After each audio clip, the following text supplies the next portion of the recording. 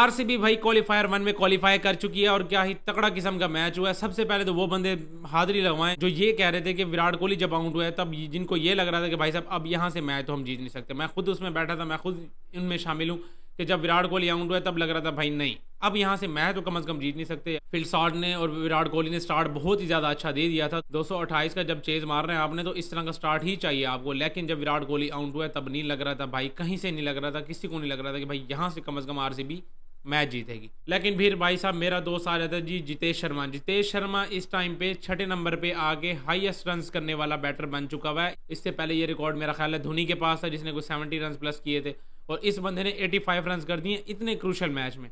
छठे नंबर पे आके इतनी तगड़ी बैटिंग कर रहा है और मैं कहता हूँ इतने मसले चल रहे थे आरसीबी के इस वाले मैच में क्योंकि जो हैजलवुड इंजर्ड है, टिम डेविड इंजर्ड है, मसले बहुत ज़्यादा हो गए थे और ये इनके मेन प्लेयर्स हैं। और मेरा ख्याल है कहीं ना कहीं ये जो 228 रन पड़े हैं ये पड़े भी जो हैजलवुड की वजह से ही हैं, जो कि बंदा आज मैच में नहीं था जिसकी वजह से ही इतने रन पड़े हैं। क्योंकि वो विकेट्स भी ले जाते हैं, अगर विकेट्स ना भी ले तो रन्स कम कंसीड करता है। पहले तो यार जरा बात करेंगे ऋषु मेरे दोस्त पे। ऋषु पे जरा आते हैं। ऋषु मेरा दोस्त पूरे टूर्नामेंट में इतना ठंडा गया है, पूरा टूर्नामेंट बंदे का फ्लॉप गया। 150 रन मरा के हुए 10 20 15 इस तरह से जोड़ के बंदे ने 150 रन किए पूरे टूर्नामेंट में। और अब आरसीबी के इतने ज़्यादा इंपॉर्टेंट मैच में, इतने मैं कहता हूँ क्रूशल मैच में बंदे ने आगे सीधा ही 100 लगा दिए यार। सारे आरसीबी फैंस पड़ गए हैं ऋषु मेरे दोस्त को, जो खुद ऋषु के भी फैंस थे वो भी पड़ गए। भाई क्या है यार ये, मतलब कौन सा मैच चुना है जिसमें तुमने आगे रन और रन करने के बाद ये कौन सी कलाबाजियाँ मारते रहते, मुझे तो समझ नहीं थी। पहले तो बैटिंग में बॉल वाइड जा रही है उसके पीछे पड़ गया, कूदता फिर रहा है, पता नहीं क्या, मुझे समझ नहीं आती किस हिसाब का माइंडसेट है, कौन सी इसकी बॉडी है, क्या ये बॉडी में डालता है अपने। और इतने मैं कहता हूँ छिलांगे लगाता रहता है, कूदता रहता है भैंस की दुम। और ऊपर से जब सेंचुरी करने के बाद जो इसका सेलिब्रेशन था, मैं कहता हूँ यार क्या क्या शो क्या कराना चाह रहा है भाई, तुम मुझे ये बता दे शो क्या कराना चाह रहा है, करना क्या चाह रहा है तू। बंदे ने यार भाई साहब सेंचुरी लगा दिया, 118 रन कर दिए और फाइनली इसको भी आइडिया हो गया कि किस नंबर पे आगे मुझे रन करने हैं अपने आखिरी मैच में। भाई साहब को आखिरी मैच में जाके पता चला कि मुझे 1 डाउन पोजीशन पे आगे रन करने हैं। और भाई साहब दरअसल वो पोजीशन किसकी थी, निकोलस पूरन की। निकोलस पूरन जो कि 2 डाउन नंबर पे आए हैं आज, और आज निकोलस पूरन से रन नहीं हुए। भाई साहब ने 13 रन किए 10 बॉल्स खेल के, वरना वो अपनी पहली बॉल से ही इस हिसाब से खेलता है और ऑलमोस्ट वो 170 80 ऑलमोस्ट 200 के स्ट्राइक रेट के साथ ही खेलता है चाहे जितनी मर्जी बॉलें हो जाए। लेकिन आज वो बंदा 13 ही रन करके आउट होकर जा रहा है। वजह यह है कि उसकी अपनी पोजीशन जो थी उस पर ऋषु साहब बैठे हुए थे और ऋषु साहब ने जाके यार सेंचुरी भी ठोक दी है उस जगह पे जाके। मिचेल मार्श भी स्टार्ट में भाई साहब अच्छी इनिंग्स खेल के जाता है, 67 रन वो करके जाता है। लेकिन मेरा दोस्त ऋषु यार इस बंदे का कुछ करो यार, इस बंदे का कुछ करो। आरसीबी के मैच में, इतने इंपॉर्टेंट मैच में बंदा रन कैसे कर सकता है यार, मुझे इसकी समझ नहीं आती।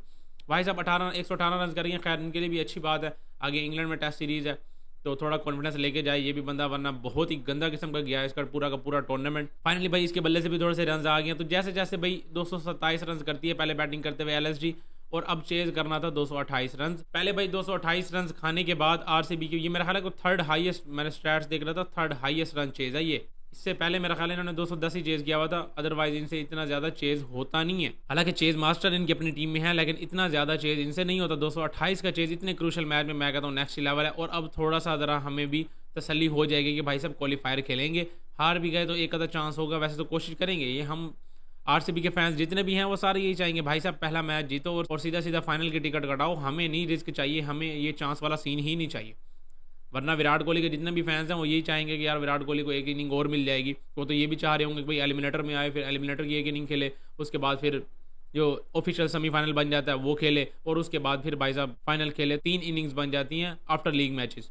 लेकिन भाई साहब अब रिस्क नहीं लेना, सारे यही कह रहे होंगे भाई साहब पहला ही मैच जीतो अपना, और ये चांस वांस वाले चक्कर में नहीं पड़ना, सीधा सीधा क्वालिफाई करो फाइनल्स के लिए। हमें नहीं चाहिए ये अपना कोई रिस्क नहीं चाहिए, हमको रिस्क लेना ही नहीं है।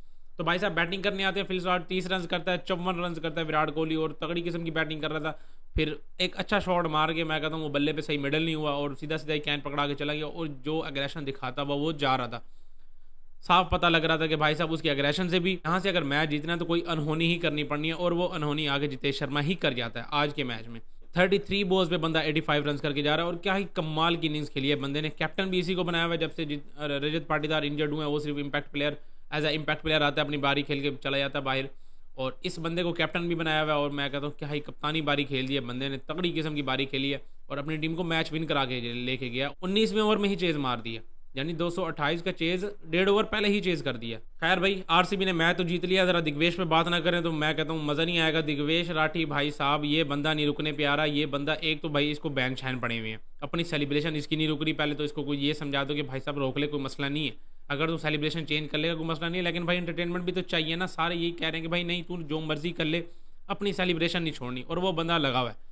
बंदा आज जब आउट करता है, कैच भी हो रहा था, सारा कुछ हो रहा था, बंदा अपना विकेट पे बैठ के सेलिब्रेट कर रहा है, सारे सिग्नेचर विग्नेचर मार दिए, सारा कुछ हो गया, ऑटोग्राफ दे दिया विकेट को। और फिर अंपायर की कॉल आ जाती है, भाई साहब आपने तो नो बॉल करा दी है। ओए होए होए, मैं कहता हूँ सारा उसका मोमेंटम और जो माहौल बनाया के खड़ा हुआ था ना, सारा वो फीका पड़ गया बेचारा। फुल जो अग्रेशन वग्रेशन दिखा रहा था सब कुछ खत्म। दोबारा बंदा बॉल करने आ गया। फिर इतना कुछ तप चढ़ी हुई थी बंदे को, उसने कहा भी मैंने इनको मैच ही नहीं जीतने देना। बंदा भाई साहब अश्विन वाला काम कर दिया यार, बॉलिंग करते हुए वहीं से रन आउट पकड़ दिया। बॉल करते हुए, बॉल करने से पहले जैसे अश्विन साहब रन आउट कर देते हैं ना, वैसे रन आउट कर दिए। वो तो भाई साहब ऋषभ पंत वहाँ पे, भाई साहब ऋषभ पंत को सल्यूट है। वो बंदा इस टाइम पे, इतने क्रूशल टाइम पे, जो कि आरसीबी के लिए इतना ज़्यादा इंपॉर्टेंट मैच था, क्योंकि इनके लिए तो कुछ भी नहीं था, जीते हारे भाड़ में जाए, इनको तो कोई फ़र्क ही नहीं पड़ना था। लेकिन आरसीबी की नज़र से तो बहुत ही ज़्यादा तगड़ा किस्म का मैच था। तो भाई साहब उस टाइम पे जो ऋषभ पंत ने कर दिया, ऋषभ पंत के जो 100 करने वाले जो गुनाह थे ना, जो उसने पहले इनिंग में 100 कर दिया था, वो सारे के सारे गुनाह धुल गए। जो आरसीबी के फैंस थे, जो उसको गालियाँ पड़ रही थी ऋषभ पंत को, वो भाई साहब सारी ख़त्म होंगी जब उस बंदे ने ये वाला कर दिया कि भाई नहीं भाई मुझे आउट नहीं चाहिए। उसने दोबारा क्रीज पे बुला लिया। बाकी इंटरटेनमेंट के हिसाब से देखा जाए तो तगड़ी किस्म की इंटरटेनमेंट कराई है। बैन शैन भी लगे हैं, फाइन भी लगे हैं, लेकिन बंदे ने कहा भाई नहीं, सिग्नेचर चलेगा तो चलेगा, हमने ऑटोग्राफ देने हैं, भाड़ में जाओ, जिसने जो करना कर लो। तगड़ा किस्म का मैच हुआ है भाई। और इस टाइम पे आरसीबी क्वालीफायर 1 में पहुंच चुकी है। अब मैच जीतेगी तो सीधा फाइनल में, हारेगी तो एक आधा चांस है। मेरी दोस्त शुभमन गिल और उसके बाद रोहित शर्मा यानी कि हार्दिक पांड्या, मुंबई इंडियंस और जीटी के दरमियान जो मैच होगा, वहाँ से जो टीम विन करेगी, जो हारेगी वो तो घर ही जाएगी, जो टीम विन करेगी वो इन दोनों में से जो बची कुची होगी, जाहिर सी बात है पंजाब किंग्स में से और आरसीबी में से जो भी बचेगा, जो भी हारेगा, वो फिर इन दोनों में से जो विन करके आएगा उसके साथ खेलेगा, और उसके बाद जो विन करेगा वो फाइनल में जाएगा। तो ये हिसाब किताब है भाई सारा। आरसीबी के फैंस बड़े खुश हैं अभी के लिए तो, और मज़ीद दुआएं मांग रहे होंगे कि भाई जैसे तैसे भाई हमें रिस्क नहीं चाहिए, हमें सीधा सीधा फाइनल की टिकट करा के दो, हमें ये वाला बीच वाली कोई खानी नहीं चाहिए, हमें ये चांस वाला जो सीन है हमें चाहिए ही नहीं। तो भाई साहब अब कल मैच है पंजाब किंग्स का और आरसीबी का, तगड़ा मैच, इंपॉर्टेंट मैच, और देखते हैं कौन फाइनल के लिए क्वालिफाई करेगा। आपको क्या लगता है कि कौन सी टीम फाइनल में क्वालिफाई करेगी और कौन सी टीम एक दफ़ा फिर धक्के खाएगी? क्या आरसीबी फाइनल के लिए क्वालिफाई कर लेगी? क्योंकि लास्ट टाइम इन्होंने मेरा ख्याल है 2016 में ही क्वालिफाई किया था फाइनल के लिए, तो जब वो बैन कटिंग ने हिसाब किताब लगा दिया था इनका। तो अब देखते हैं कि भाई क्या हिसाब किताब है, क्या ये फाइनल के लिए क्वालिफाई करेगी कि नहीं। कमेंट्स में लाजमी शेयर करें। इस वीडियो में इतना, मिलते हैं नेक्स्ट वीडियो में।